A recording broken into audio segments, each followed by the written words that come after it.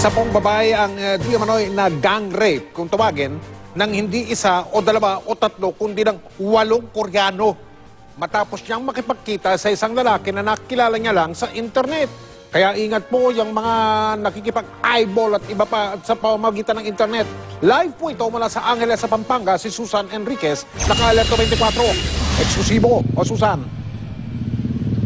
Mike, 8 Koreano nga ang pinaghahanap ngayon ng Pampanga Police dahil umano sa paggagang rape sa isang 22 taong gulang na babae dito sa Angeles City. Nakalupaypay at halos hindi makatayo. May mga pasa sa katawan at leeg. May mga paso at galo sa leeg at paa. Sa unang tingin, makikita ang pinagdaan ng pahirap sa biktima. Kasama ang mga magulang, nagkwento ang dalaga sa loob ng police station habang nakahiga.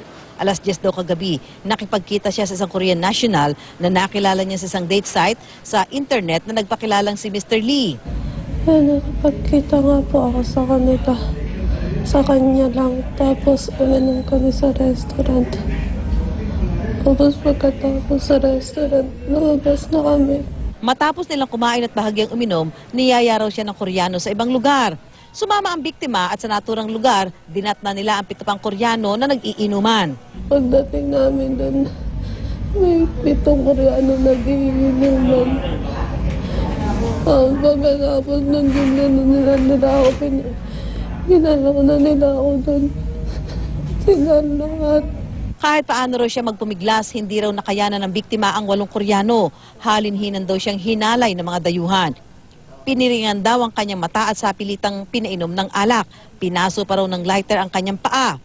Ang natatandaan daw ng dalaga, dinala pa siya ni Mr. Lee sa isang hotel dakong alas 3 ng madaling araw. Sabi ng biktima, nakatakas daw siya nang makatulog si Mr. Lee.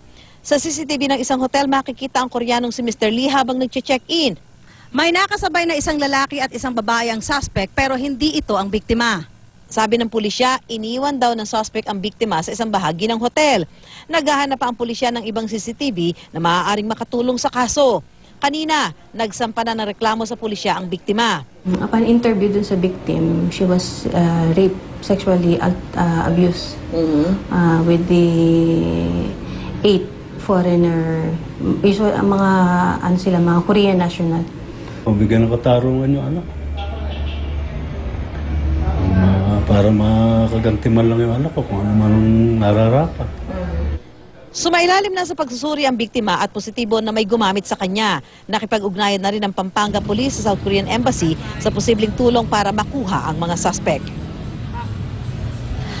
Sa ngayon, Mike, ay nagpapalakas na ang biktima habang ang Pampanga Police naman ay patuloy ang operasyon para may madakip dito sa sinasabing 8 Korean national na umano'y responsable dito sa nangyaring gang rape at paalala uli ng mga pulis, maging maingat, lalo na kapag kayo nakikipagkita sa mga hindi ninyo kakilala o yung ika nga ay mga stranger dito sa mga dating site. Mike? At may paalala din tayo sa mga pulis Angeles dyan sa Pampanga, kami po ay mag-aabang ng resulta sa inyong pag-iimbestiga sa pagtugis sa mga sospek. Maraming salamat mula sa Angeles, Pampanga, Susan Enriquez.